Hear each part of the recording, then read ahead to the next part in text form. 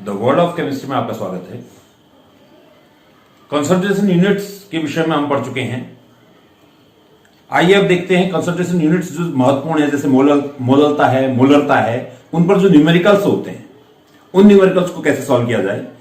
हालांकि हम फॉर्मूला प्राप्त कर चुके हैं, मोलरता का फॉर्मूला क्या होता है हम उसकी परिभाषा से जानते हैं, और मोलरता की परिभाषा से उसका फॉर्मूला हम ज्ञात कर चुके हैं।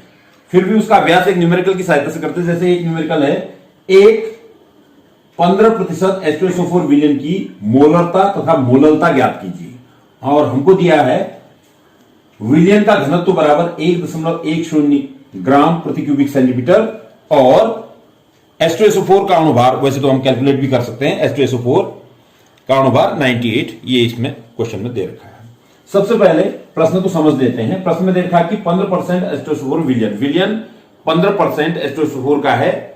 इसका मतलब जल में H2SO4 घोल रखा है, और कुल विलयन का द्रव्यमान 100 ग्राम परसेंट में दे रखा है, तो कुल विलयन का द्रव्यमान 100 ग्राम है, उसमें H2SO4 15 ग्राम है। 15% H2SO4 से हम ये समझ गए कि H2SO4 का द्रव्यमान बराबर 15 ग्राम और H2SO4 धन पानी, दोनों पूरे विलयन का द्रव्यमान बराबर 100 ग्राम। ये दो चीजें इससे देख लिया हमने। घनत्व इसमें दे रखा है, हम जानते हैं घनत्व बराबर द्रव्यमान बटे आयतन। उस सूत्र से हम इस विलयन का आयतन भी ज्ञात कर सकते हैं। 100 ग्राम को अगर इसके आयतन में परिवर्तित हम करें तो विलयन का आयतन होगा, विलयन का आयतन यहां पर देख लीजिए, घनत्व बराबर द्रव्यमान बट्टे आयतन होता है, इसलिए यहां से आयतन बराबर द्रव्यमान बट्टे घनत्व होगा। द्रव्यमान 100 है, 100 बट्टे घनत्व 1.10 है, इज इक्वल टू, ये आता है 90.91 क्यूबिक सेंटीमीटर, जो कि आयतन यहां पर मोलरता में हमें 1 लीटर में लेना है, इसलिए इसको लीटर में कन्वर्ट कर लेते हैं। 1 लीटर बराबर 1000 क्यूबिक सेंटीमीटर होता है। 1000 क्यूबिक सेंटीमीटर में 1 लीटर होता है, तो 90 क्यूबिक सेंटीमीटर कितना होगा, इसमें 1000 का भाग दे देंगे हम, आ जाएगा 0.091 लीटर। आयतन भी हमें ज्ञात हो गया है। अब हमें मोलरता की परिभाषा और मोलरता की परिभाषा में जाना है। मोलरता की परिभाषा क्या थी, 1 लीटर विलयन में विलेय के मोलों की संख्या, और मोलरता की परिभाषा क्या थी, 1 किलोग्राम विलायक में विलेय के मोलों की संख्या। विलेय के मोलों की संख्या हमें मोलरता में भी चाहिए और मोलरता में भी चाहिए, इसलिए हम H2SO4 विलेय है यहां पर देख रहे हैं, H2SO4 के मोलों की संख्या ज्ञात कर लेते हैं। H2SO4 के मोलों की संख्या बराबर N ऑफ H2SO4 बराबर H2SO4 का ग्राम में भार, H2SO4 का ग्राम में भार है 15 ग्राम बट्टे उसका अणुभार यहां पर दे रखा 98, 15 में 98 का भाग देते हैं तो ये आता है 0.153। ये आ गया H2SO4 की मोलों की संख्या, ये आ गया विलयन का आयतन लीटर में। अब हम यहां से मोलरता की गणना करते हैं। सबसे पहले मोलरता की गणना के लिए इस विलयन की मोलरता बराबर होगी विलेय के मोलों की संख्या। H2SO4 विलेय है, इसके मोलों की संख्या हमने निकाल रखी है 0.153 बट्टे आयतन लीटर में, आयतन आ रहा है आपका 0.091, 1.68 मोल पर लीटर। आगे मोलरता की गणना करते हैं। मोलरता की गणना के लिए हमें विलायक का द्रव्यमान चाहिए, और यहां पर विलयन का द्रव्यमान पता है और विलेय का द्रव्यमान पता है, तो हम विलायक का द्रव्यमान निकालेंगे। विलायक यहां पर जल है, विलायक का द्रव्यमान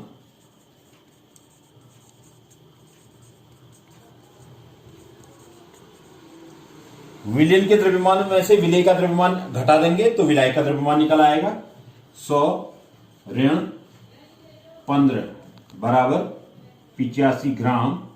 चूंकि परिभाषा में विलायक का द्रव्यमान किलोग्राम में है, इसलिए 85 ग्राम को हम किलोग्राम में कन्वर्ट करते हैं। 1000 का भाग दे देंगे, 0.085 किलोग्राम। ये आ गया आपका विलायक का द्रव्यमान हमें पता है, विलेय के मोलों की संख्या हमें पता है, मोललता की परिभाषा हमें पता है। विलायक के 1 किलोग्राम में उपस्थित विलेय के मोलों की संख्या को मोललता कहते हैं। यहां पर इससे हम H2SO4 की मोललता अगर यहां से निकालें तो H2SO4 के मोलों की संख्या 0.153 आ गया और विलायक का द्रव्यमान किलोग्राम में हमारे पास आ रहा है 0.085। इसको सॉल्व कर लेंगे हम, इज इक्वल टू 1.8। ये मोललता होगी, ये मोललता होगी। एक और आंकिक प्रश्न पर विचार करते हैं। यह न्यूमेरिकल है। एक विलयन में द्रव्यमान के अनुसार 25% जल, 25% एथेनॉल एवं 50% एसिटिक एसिड उपस्थित है। प्रत्येक घटक के मोल प्रभास की गणना कीजिए। विलयन में 3 घटक हैं, एक जल, दूसरा एथेनॉल और तीसरा एसिटिक एसिड, और हर एक घटक का मोल प्रभास निकालना है। मोल प्रभास की परिभाषा पर अगर हम जाएं तो हम पढ़ चुके हैं, किसी घटक का मोल प्रभास बराबर उस घटक के मोलों की संख्या बट्टे विलयन में उपस्थित सभी घटकों के मोलों की संख्याओं का योग, मतलब विलयन के कुल मोलों की संख्या। तो प्रत्येक घटक के मोलों की संख्या को हम अलग अलग ज्ञात कर लेते हैं पहले, और उसके बाद और कुल मोलों की संख्या को भी ज्ञात कर लेते हैं, और उसके बाद प्रत्येक घटक का मोल प्रभास अलग अलग ज्ञात कर लेते हैं। मान लेते हैं विलयन का कुल द्रव्यमान, चूंकि परसेंट में दे रखा है, 25% जल है, 25% एथेनॉल है, 25% एसिटिक एसिड है, तो कुल विलयन का कुल द्रव्यमान हम मान लेते हैं 100 ग्राम है। यदि विलयन का कुल द्रव्यमान बराबर 100 ग्राम है, तो इस प्रश्न के अनुसार जल का द्रव्यमान बराबर 25 ग्राम हो जाएगा। एथेनॉल, मैं यहां पर फॉर्मूला लिख देता हूं। जल हो गया आपका H2O, एथेनॉल हो गया आपका C2H5OH का द्रव्यमान बराबर हो गया 25 ग्राम, और एसिटिक एसिड CH3COOH का द्रव्यमान बराबर 50 ग्राम। तीनों घटकों के आणविक द्रव्यमानों का परिकलन कर लेंगे हम। H2O, C2H5OH, CH3COOH। चूंकि अणुसूत्र दे रखे हैं, प्रत्येक परमाणु का परमाणु द्रव्यमान हम जानते हैं, तो सभी परमाणु के परमाणु द्रव्यमान को जोड़ करके हम आणविक द्रव्यमान ज्ञात कर लेते हैं। H2O का आणविक द्रव्यमान होता है 18, C2H5OH का आणविक द्रव्यमान होता है 46, और CH3COH का आणविक द्रव्यमान होता है 60। यहां से हम प्रत्येक घटक के मोलों की संख्या को ज्ञात कर लेते हैं। सबसे पहले जल के मोलों की संख्या बराबर जल का ग्राम में भार बट्टे जल का अणुभार। जल का ग्राम में भार 25 आ रहा है और उसका अणुभार आ रहा है 18 बराबर, इसको सॉल्व कर लेंगे। दूसरा, मोलों की संख्या C2H5OH की निकाल लेते हैं हम। C2H5OH की मोलों की संख्या बराबर, इसका ग्राम में भार 25 है और इसका अणुभार हमने ज्ञात कर लिया है 46, इसको सॉल्व कर लेते हैं। और CH3COH के मोलों की संख्या यहां से ज्ञात कर लेते हैं। CH3COOH की मोलों की संख्या ग्राम में भार 50 है और इसका अणुभार 60 आ रहा है, इसको भी हम कैलकुलेट कर लेते हैं। इसका मान आता है 1.39, 25/46, इसका मान आता है 0.54, और 50/60 इसका मान आता है 0.83। तीनों घटकों के मोलों की संख्या अगर हमने ज्ञात कर ली है, तो अब विलयन के कुल मोलों की संख्या विलयन के कुल मोलों की संख्या, विलयन के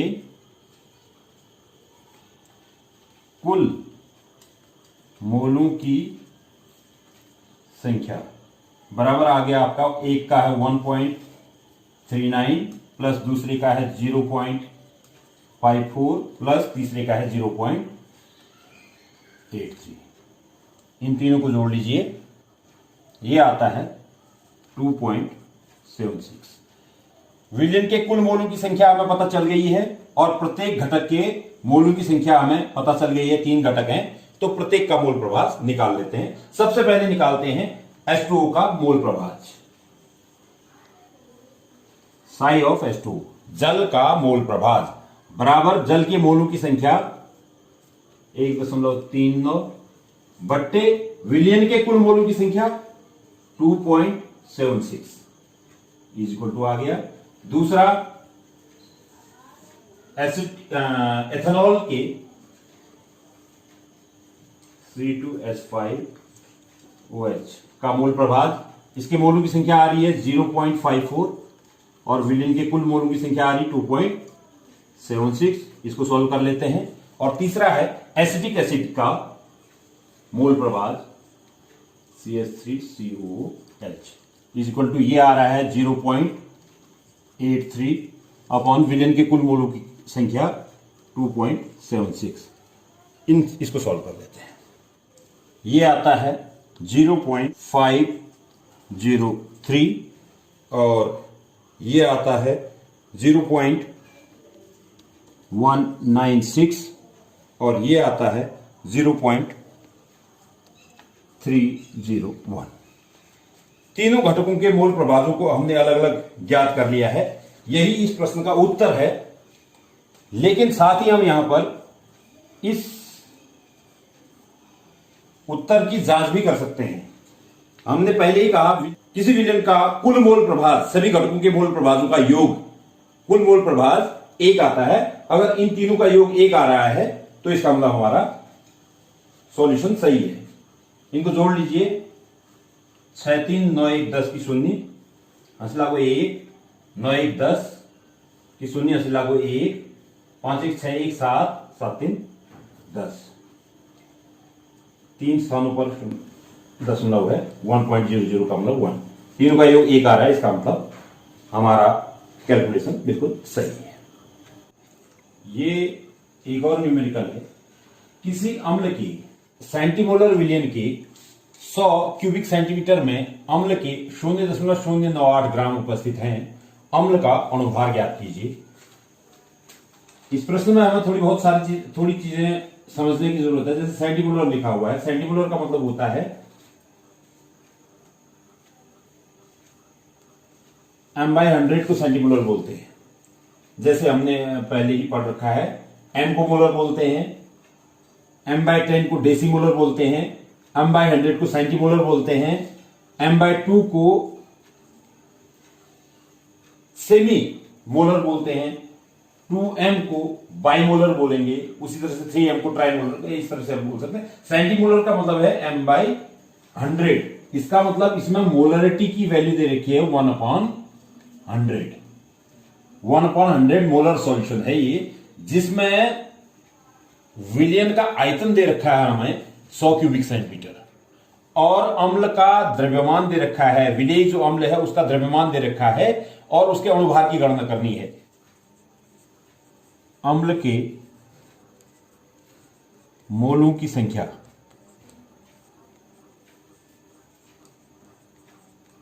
अम्ल का ग्राम में भार ये दे रखा है 0.098 बट्टे अम्ल का अणुभार। अणुभार हमने ज्ञात करना है। मान लेते हैं कि हमने m ज्ञात करना है।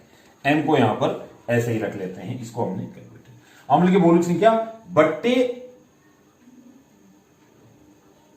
विलयन का आयतन। आयतन यहां 100 क्यूबिक सेंटीमीटर दे रखा है, उसको हमने लीटर में लेना है, तो 100 क्यूबिक सेंटीमीटर को 1000 से भाग कर देंगे। तो यहां से देख सकते हैं हम मोलरता की परिभाषा से जो हमने सूत्र प्राप्त किया था उसको यहां पर रखते हैं। मोलरता बराबर विलेय के मोलों की संख्या विलेय हमारा अम्ल है, उसके मोलों की संख्या अभी हमने निकाल रखी है 0.098 अपॉन m आ रही है, बट्टे विलियन का आयतन 100 क्यूबिक सेंटीमीटर दे रखा है, 100 बट्टे इसको लीटर में कन्वर्ट करेंगे तो 1000 का भाग दे देंगे। इसको सॉल्व कर लीजिए। मोलरता की जगह मोलरता का मान रख लीजिए। मोलरता का मान 1/100 है, 1/100 बराबर 0.098 100 अपॉन 1000। इसको सॉल्व कर लीजिए। ये 1000 से यहां मल्टीप्लाई हो जाएगा, ये आ जाएगा 98 अपॉन 100 m। ये 100 इस तरफ भी है, 100 इस तरफ भी है, कैंसिल आउट हो जाएंगे दोनों ही। 1 is equal to 98 upon m आ गया। अगर हम यहां से m की वैल्यू निकालेंगे 98, इस एसिड का अणु 98 98